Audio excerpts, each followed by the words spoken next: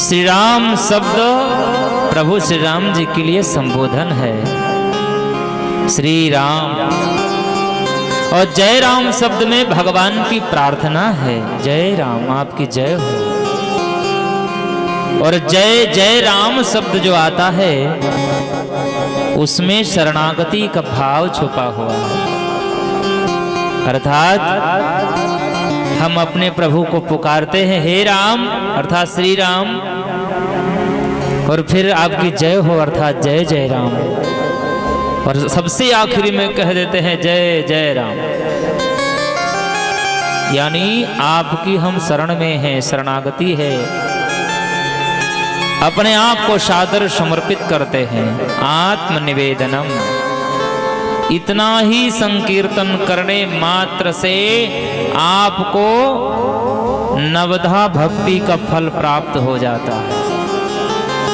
जो अंतिम भक्ति अर्थात आत्मनिवेदन भक्ति है, उस आत्मनिवेदन भक्ति करने का फल इतने ही नाम संकीर्तन को करने से ही फल प्राप्त हो जाता है। बड़ा ही सरल है, सहज है, हर जगह किया जा सकता है, इसलिए आदत डाल लो। पुराने समय में राम जुहार की व्यवस्था इसीलिए बनाई गई थी कि जब कोई आपस में मिलेगा तो जय राम जी की करेगा कि राम राम करेगा कि जय सिया राम करेगा कि जय राम करेगा, कुछ तो करेगा, तो इसी बहाने भगवान नाम स्मरण हो जाएगा। सुखदेव जी महाराज संपूर्ण भागवत का व्याख्यान देने के उपरांत महाराज परीक्षित जी को अंतिम उपदेश में इतना ही बताते हैं, नाम संकीर्तनम यस्य सर्व पाप प्रणाशनम प्रणामो दुख समनस तम नमामि हरिम परम। अंतिम उपदेश सुखदेव जी ने यही दिया था राजा परीक्षित को कि हे राजन, इस कलिकाल में केवल नाम संकीर्तन ही सबसे बड़ी चीज है। अरे प्रभु के नाम स्मरण मात्र से सर्व पाप प्रणाशनम, भगवान का नाम सारे पापों तापों का हरण करने वाला है। तम नमामि हरिम परम, इसलिए ऐसे भगवान को बारंबार प्रणाम करते हुए और उन्हीं की पावन चर्चा को हम सब श्रवण करें।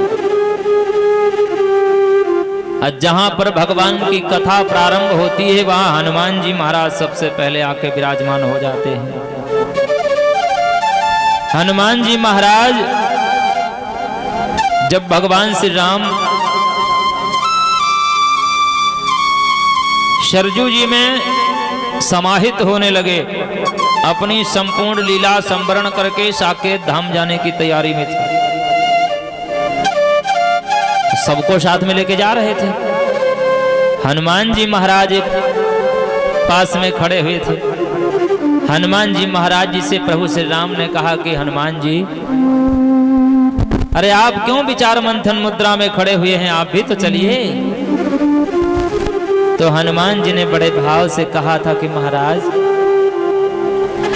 जहां आप सबको लेके जा रहे हो वहां क्या क्या सुविधाएं मिलेंगी ये तो बताओ।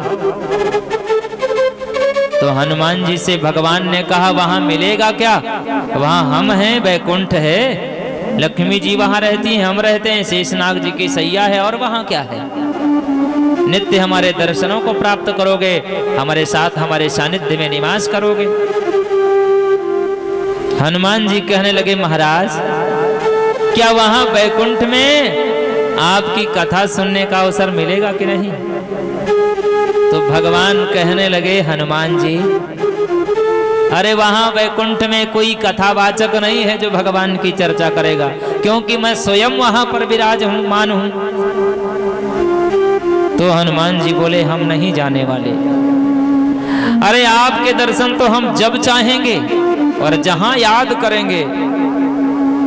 ना हम बसामि वैकुंठे योगिनां हृदयेन च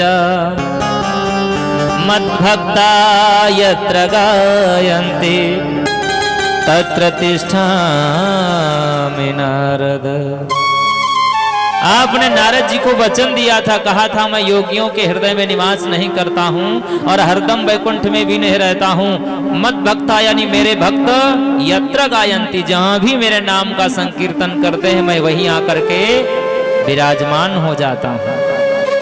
तो इसलिए जब जब मैं तुम्हारा संकीर्तन करूंगा, तुम्हें याद करूंगा तो आपको आना पड़ेगा, परंतु आपकी कथा नहीं मिलेगी मुझे। इसलिए भगवान ने उन्हें यही वरदान दिया कि कलिकाल में जहां पर मेरी चर्चा हो, कथा हो, यज्ञ हो, अनुष्ठान हो, पूजन हो, तो हे हनुमान जी आप वहां पर जाकर के विराजमान हो जाओ। इसीलिए भगवान जी का जहां मंदिर, मंडप या मंच बनाई जाती है, उस द्वार पर हनुमान जी रखवाली के लिए एक ध्वजा के रूप में वहीं पर विराजमान होते हैं। राम दुआरे तुम रखवारे, राम दुआरे तुम रखवारे, होत नया होत नया क्या बिनु पैसारे, राम दुआरे तुम रखवारे, राम दुआरे तुम रखवारे।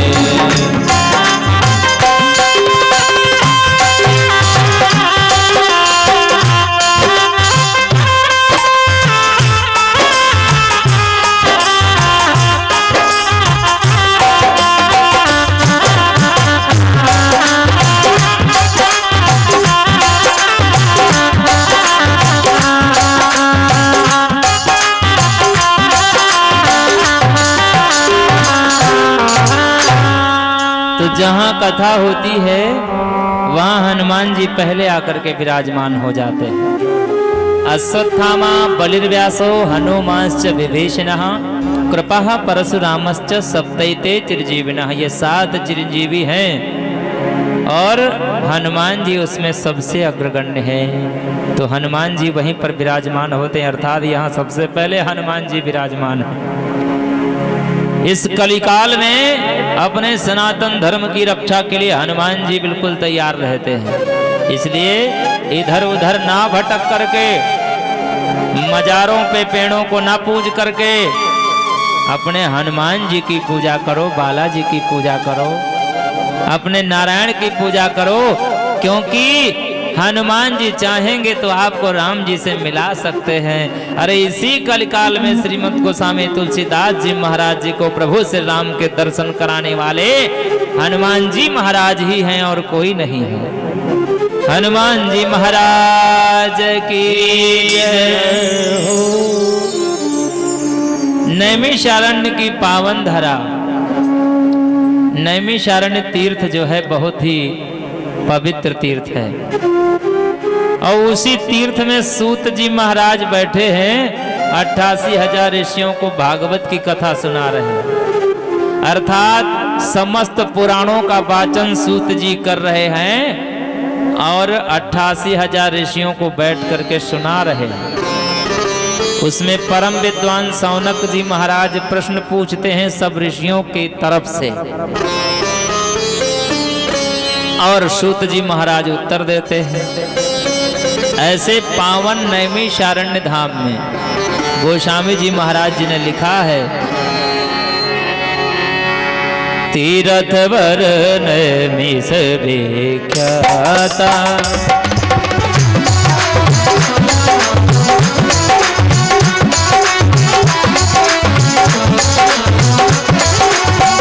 तीरथ वर नैमिष विख्याता, अति पुनीत साधक सिद्धिदाता।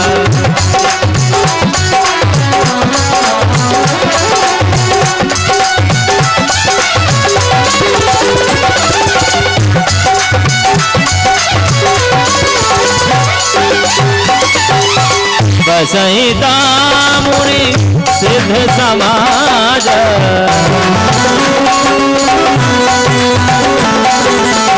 बसहि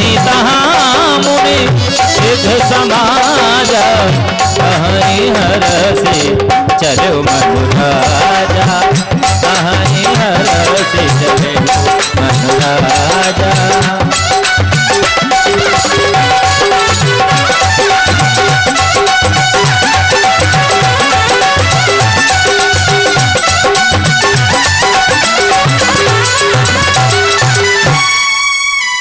तीर्थ वर,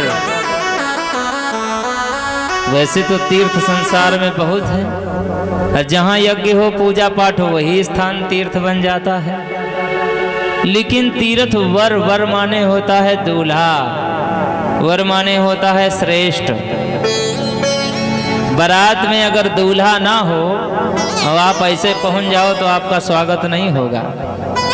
और जिस दिन वो वर बनता है अर्थात दूल्हा बनता है, उसको विष्णु का स्वरूप माना जाता है और कन्या को लक्ष्मी का स्वरूप मान करके और फिर उसका पूजन किया जाता है। किया जाता कि नहीं? अर्थात वर माने होता है दूल्हा।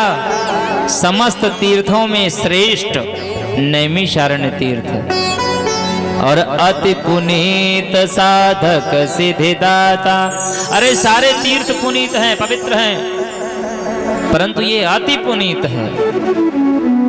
एक तरफ कहा जाता है अति सर्वत्र वर्जेतर, अति ज्यादा ठीक नहीं होती है, लेकिन यहां कहा है कि अति पुनीत, अरे सबसे ज्यादा संसार में पवित्र।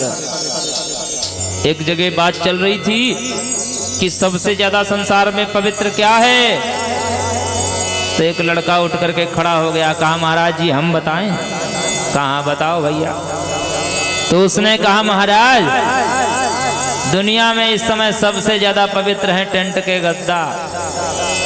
हमने कहा बात तो तुम सही कह रहे बेटा।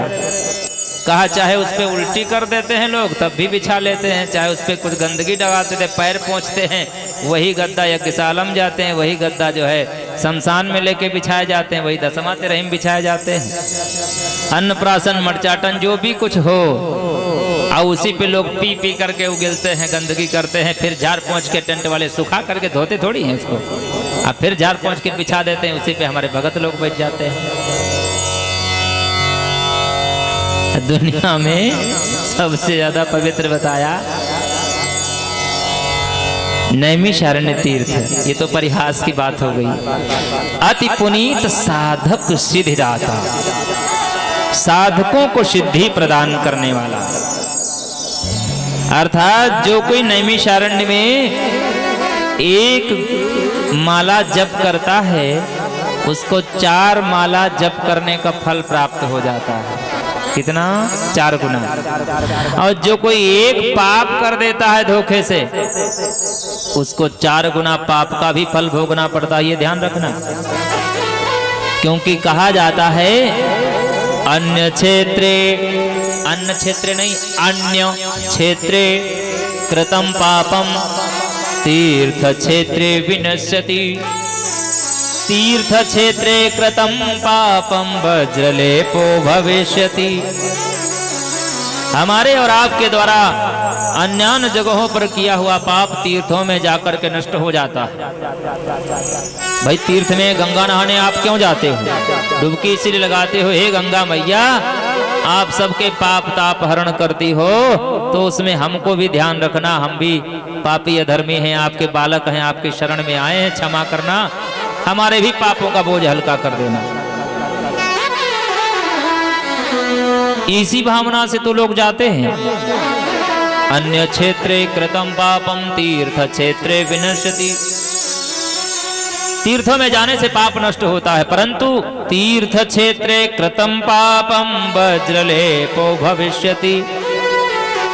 तीर्थ में किया हुआ पाप वज्रलेप हो जाता है, वो नष्ट नहीं होता, ध्यान रखिएगा। इसलिए कभी भी तीर्थ स्थल में जाओ तो कोई पाप ना करो।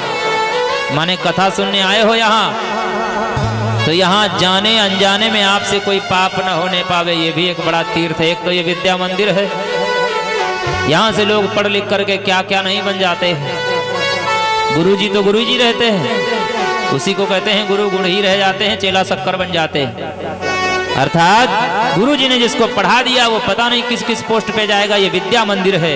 जो माता सरस्वती की शरण में आएगा, मन लगा करके उनकी कृपा का पात्र बनेगा, वो अच्छी अच्छी जगह पर जाएगा। और कहते हैं स्वदेशे पूजते राजा विद्वानम सर्वत्र पूजते।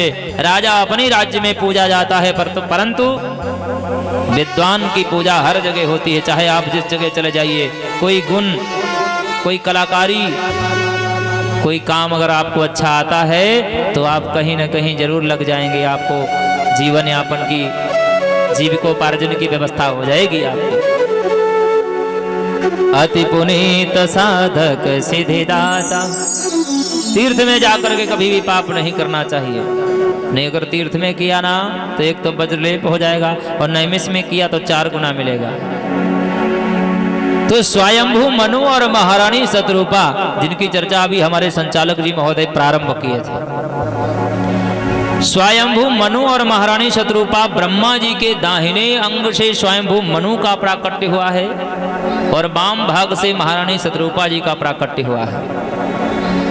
और उन दोनों के द्वारा जो संतानें हुई हैं उनको मनुष्य कहा जाता है। अर्थात हम आप मनु की संतान होने के कारण जो है ना महाराज,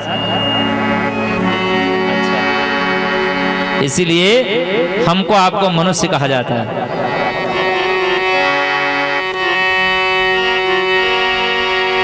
स्वयंभुव मनुवरु शतरूपा,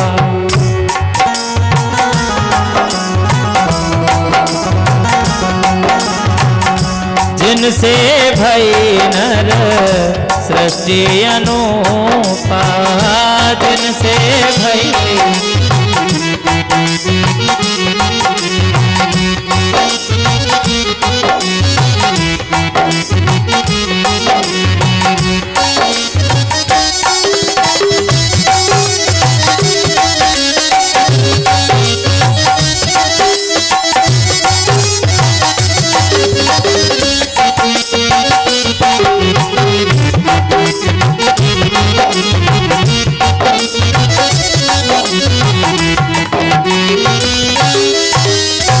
स्वयंभू मनु और महारानी शतरूपा के पुत्र हुए प्रियव्रत उत्तानपाद। इनको सबको राज्य देने के बाद में उन्होंने सोचा हमें अब तपस्या के लिए कोई सुंदर स्थान खोजना चाहिए, और पति पत्नी दोनों साथ में, वो अर्धांगिनी है। बिना पत्नी के कोई यज्ञ नहीं होता है, इसलिए पति पत्नी दोनों कहाँ से चले? मणिभद्रपुरी से, जो माणा गांव है, मणिभद्रपुरी, जहाँ पर भागवत कथा का लेखन हुआ है। महर्षि वेदव्यास जी का सम्यक प्रास आश्रम है, अर्थात बद्रिका आश्रम है। बद्री कहते हैं बेर को, और वन अर्थात बद्री वन, बेरों का वन है वहां पर। इनको सबको थोड़ा शांत कर दो भाई।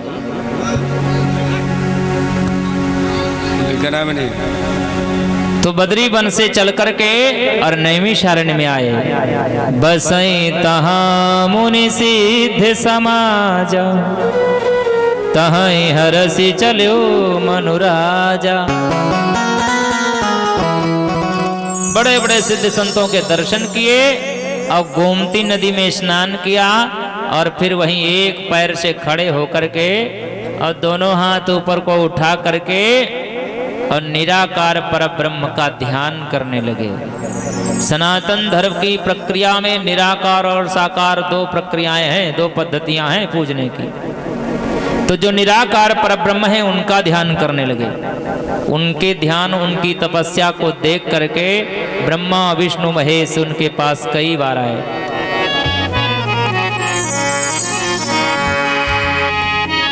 विधि हरिहर तप देखी अपारा,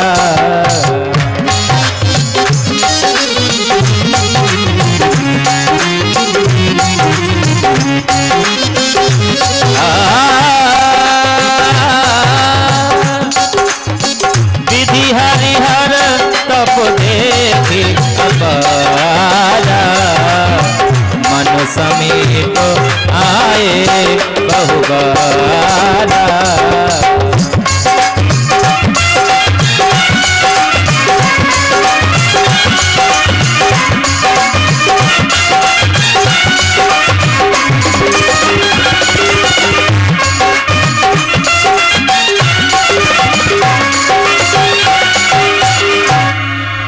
विधि अर्थात ब्रह्मा जी जो रचना करते हैं, विधि हरि अर्थात भगवान नारायण जो पालन करता है, हर अर्थात भगवान शिव जो संहार करता है। कई बार उनके पास में आए और कहा मांगो क्या चाहते हो, उन्होंने कुछ नहीं मांगा, नेत्र भी नहीं खोले। अब इस प्रकार से इतनी कठिन तपस्या जब उन्होंने किया तो निराकार परब्रह्म प्रसन्न होकर के आकाशवाणी करते हैं। और आकाशवाणी जब करते हैं तो उस आकाशवाणी की ध्वनि जब उनके कानों में गई, जब घर से आए थे तपस्या करने के लिए तो तगड़े तंदुरुस्त थे, हष्टपुष्ट थे, और तपस्या करते करते शरीर बिल्कुल सूख गया, मांस सूख गया, हड्डियों का अस्थि पंजर बिल्कुल मूर्तिमान खड़ा हुआ है, दीमक सब लग गई, झाड़ियां उग गई। निराकार परब्रह्म ने आकाशवाणी किया कि मांगो क्या चाहिए।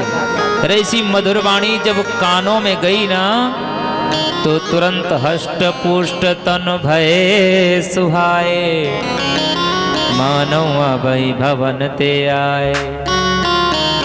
वैसे ही सुंदर और हष्टपुष्ट शरीर के हो गए।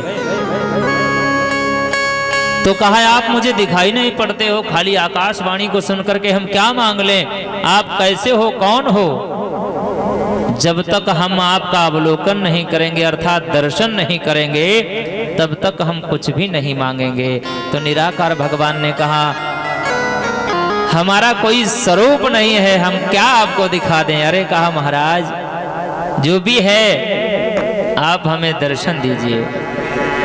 निराकार के लिए कहा जाता है बिनु पग चले सुने बिनु काना, कर बिनु करम करई विधि नाना, कर बिनु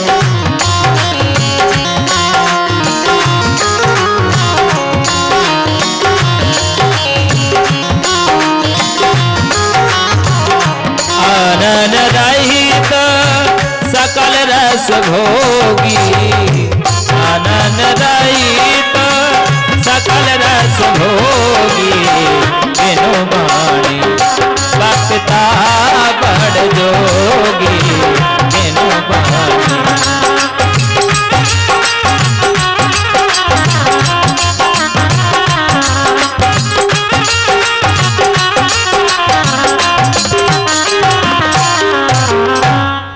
बिन बानी बक्ता बड़ जोगी और आनन रहित सकल रस भोगी, बिन पग चले सुनाए बिन काना। आखिर में भगवान जो होते हैं वो